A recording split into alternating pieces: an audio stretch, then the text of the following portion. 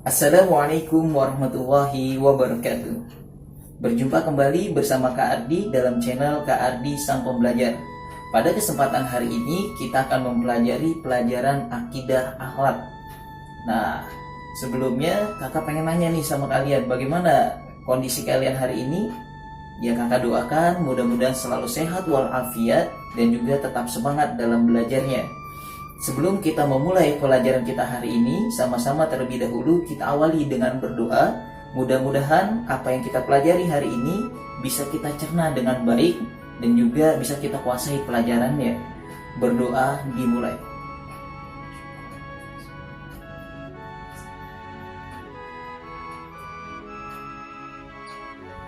Berdoa selesai. Baik, kita langsung saja masuk ke pembahasan Akidah Akhlak untuk kelas 6 di semester 2 ini. Selamat menyaksikan. Hari ini kita akan sama-sama belajar tentang kalimat thayyibah istighfar. Perlu sama-sama kita ketahui bahwa manusia ialah makhluk yang lemah dan juga sering berbuat kesalahan. Oleh karena itu, sebaik-baik manusia ialah ketika dia melakukan suatu kesalahan, dia segera bertaubat kepada Allah Subhanahu wa taala. Dan ketika dia melakukan suatu kesalahan kepada manusia, maka dia harus segera meminta maaf. Nah, salah satu cara untuk manusia bertaubat kepada Allah Subhanahu wa taala yaitu dengan cara beristighfar. Nah, hari ini kita akan sama-sama belajar tentang kalimat thayyibah istighfar. Apakah kalian sudah mengetahui apa itu kalimat istighfar? Ya, mungkin di antara kalian sudah tahu ya maknanya. Nah, di sini ya secara pengertian istighfar itu ialah pernyataan memohon ampun atas dosa yang dilakukan oleh seorang hamba dan bertekad untuk kembali taat kepada Allah Subhanahu wa taala. Nah, permohonan ampun ini dilakukan dengan penuh kesadaran. Kita harus benar-benar sadar bahwa kita ya tidak luput nih dari dosa. Maka alangkah baiknya kita menyadari akan dosa-dosa kita dan betul sungguh-sungguh ya meminta ampun kepada Allah Subhanahu wa taala dan berjanji kepada Allah untuk tidak mengulanginya lagi. Nah, itu ialah pengertian kalimat istighfar tersendiri. Ya, mudah-mudahan kita semua bisa memahaminya dan bisa mengaplikasikannya dalam kehidupan kita sehari-hari. Ya, secara pengertian kalimat istighfar tersebut ialah tentang permohonan ampun atas dosa yang sudah dilakukan seorang hamba kepada Allah dan berjanji untuk taat kepada Allah Subhanahu wa taala. Selanjutnya kita akan lebih dalam lagi yaitu tentang makna kalimat istighfar sendiri ya. Sudahlah kita benar-benar memahami makna ya, makna itu bukan berarti arti ya. Makna dari kalimat istighfar sendiri ialah qalabul maghfirah atau pengakuan dari dosa-dosa dan meyakini akan adanya ampunan Allah Subhanahu wa taala. Jadi kita harus benar-benar mengakui ya setiap dosa-dosa yang sudah kita lakukan ya, secara sadar kita mengakui dan juga menyesali perbuatan dosa tersebut, dan juga harus meyakini bahwasanya Allah Subhanahu wa taala senantiasa mengampuni seluruh dosa-dosa hambanya. Bahkan dalam suatu kisah ya dari seorang ulama besar ya, seorang ulama besar yaitu Hasan Al-Basri, dikisahkan suatu ketika Hasan Al-Basri itu didatangi oleh seseorang yang dia mengeluhkan kondisi kekeringan akibat hujan yang tidak turun-turun. Maka Hasan Al-Basri mengatakan kepada orang tersebut yaitu perbanyaklah beristighfar kepada Allah Subhanahu wa taala. Lalu ada lagi yang lainnya yang menanyakan solusi terhadap masalahnya, yaitu seseorang yang datang lagi mengadukan tentang masalah kemiskinan ya terhadap dirinya dan keluarganya. Kondisinya susah.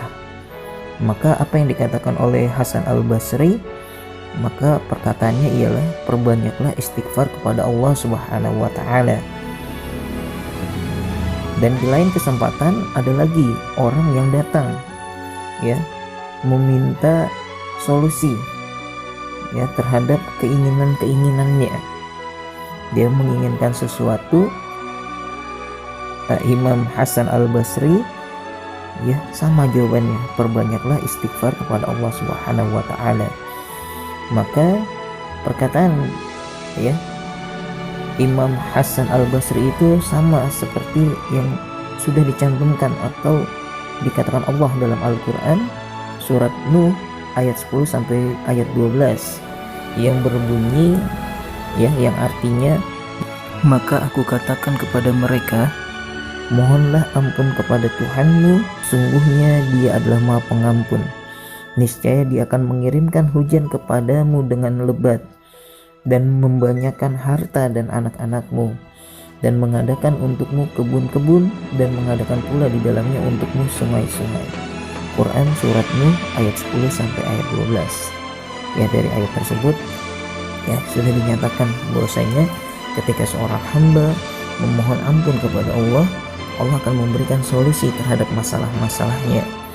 Oleh karena itu ya kita sebagai seorang muslim ya harus meyakini benar-benar bahwa solusi dari setiap masalah-masalah yang kita hadapi yaitu dengan perbanyak beristighfar ya kepada Allah Subhanahu wa taala, dan dengan sungguh-sungguh, bahkan bila perlu dengan penuh penyesalan.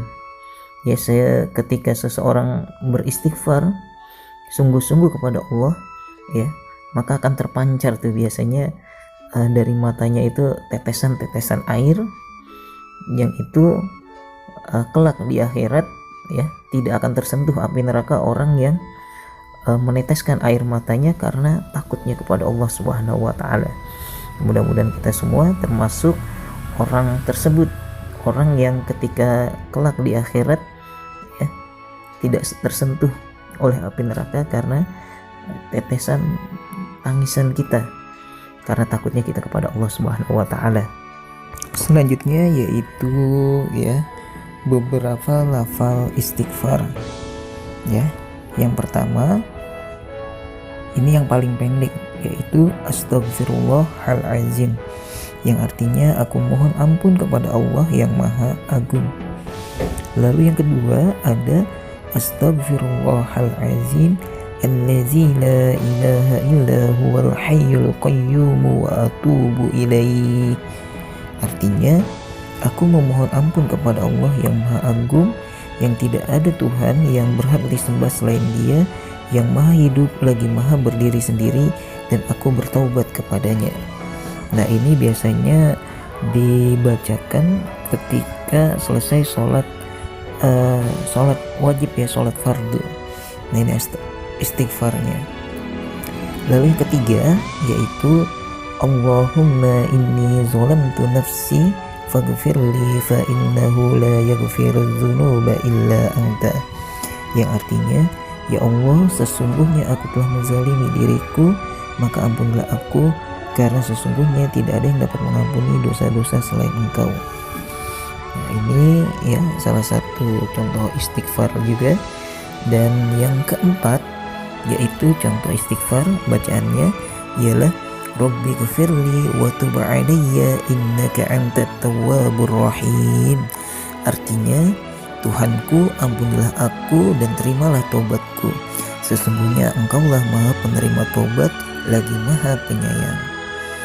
Dan lafaz istighfar yang kelima yaitu Allahumma inni zalamtu nafsi zulman katsiran wa la yaghfirudz dzunuba illallah faghfirli maghfiratan min 'indik warhamni innaka antal ghafurur rahim. Artinya, ya Allah, sesungguhnya aku telah menzalimi diriku dengan kezaliman yang banyak, yang tidak ada yang dapat mengampuni dosa selain Allah, maka ampunilah aku dengan ampunan dari sisimu, dan kasihanilah aku, sesungguhnya Engkaulah yang Maha Pengampun lagi Maha Pengasih. dan yang keenam. Nah, ini adalah lafal istighfar yang paling utama yang dikenal dengan Sayyidul Istighfar, penghulunya istighfar, yaitu Allahumma anta rabbi la ilaha illa anta khalaqtani wa ana abduka wa ana ala ahdika wa wa'dika mastata'tu a'udzu bika min syarri ma sana'tu abu'u laka bi ni'matika 'alayya wa abu'u bi dhanbi faghfirli fa innahu la yaghfiru dzunuba illa anta. Artinya, ya Allah, Engkaulah Rabbku, tidak Tuhan yang berhak disembah selainmu. Engkaulah yang menciptakanku dan aku adalah hambamu. Aku berada di atas ikatan dan janjimu selama aku mampu. Aku berlindung kepadamu dari kejahatan yang aku buat. Aku mengakui kepadamu atas nikmatmu kepadaku, dan aku juga mengakui kepadamu atas dosa-dosaku. Maka ampunilah aku, karena sesungguhnya tidak ada yang dapat mengampuni dosa-dosa selain Engkau. Ya, itulah macam-macam lafaz istighfar ya yang kita pelajari. Selanjutnya kita masuk waktu khusus mengucapkan lafaz istighfar. Ya, sebenarnya ya kita diperintahkan untuk mengucapkan istighfar itu ya kapan saja, setiap saat selama kita masih hidup. Namun secara khusus ada beberapa waktu ya yang diucapkan, waktu-waktu untuk kita mengucapkan istighfar. Yang pertama ialah ketika kita melakukan kesalahan atau dosa. Ya, setiap kita melakukan kesalahan kita beristighfar, astagfirullahaladzim gitu. Yang kedua, ketika kita melihat seseorang berbuat salah atau dosa, kita pun juga beristighfar, astagfirullahaladzim gitu. Jangan sampai kita melakukan perbuatan yang sama. Ya, kalau bisa kita rubah, kita ingatkan orangnya. Tapi kalau kita tidak mampu, cukup diucapkan dalam hati kita. Dan itu adalah selemah-lemahnya iman. Dan yang terakhir, yang ketiga, yaitu ketika kita melihat tempat-tempat maksiat. Jadi ketika kita melihat tempat maksiat, kita pun juga diperintahkan untuk beristighfar. Nah, itulah waktu-waktu khusus untuk kita mengucapkan lafaz istighfar.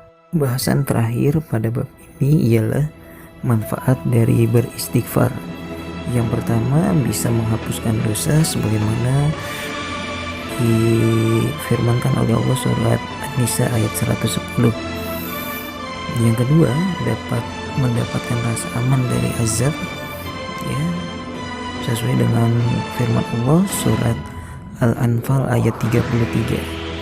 Dan yang ketiga, mendatangkan kenikmatan sesuai firman Allah Quran surat Hud ayat ketiga.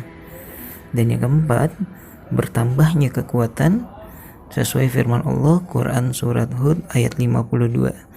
Dan yang terakhir, menghilangkan kesusahan dan memudahkan rizki sesuai dengan sabda Rasulullah dalam hadis riwayat Ahmad dan Abu Dawud.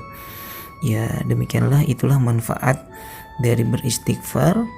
Dan bagi orang-orang yang malas untuk beristighfar, maka akan mendapatkan kebalikannya, yaitu akan mendapatkan dosa ya, hidupnya tidak aman, terus susah, terus menjadi orang-orang yang lemah, dan juga akan jadi sulit hidupnya.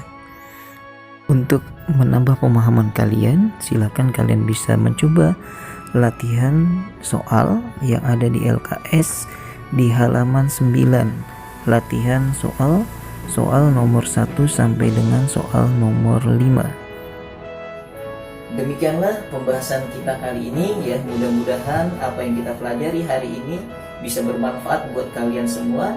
Jika menurut kalian ya pembelajaran kita hari ini bermanfaat dan ada baiknya, silakan kalian bisa mencatat hal-hal yang penting. Karena dengan mencatat, sekali lagi ya, ilmu itu akan bisa kita kuasai dan kita tidak mudah lupa terhadap pelajaran tersebut. Dan jika menurut kalian pembelajaran kali ini sangat bermanfaat, bisa kalian share ke teman-teman kalian yang lainnya.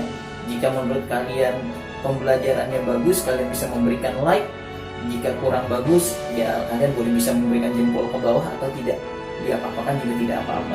Dan juga sekali lagi untuk agar lebih baiknya ya, maka kakak meminta untuk kalian bisa memberikan kritik dan juga saran kalian di kolom komentar ini gitu, agar lebih baik lagi pembelajaran untuk berikutnya. Itu saja, terima kasih, semoga bermanfaat. Assalamualaikum warahmatullahi wabarakatuh. Semangat belajar.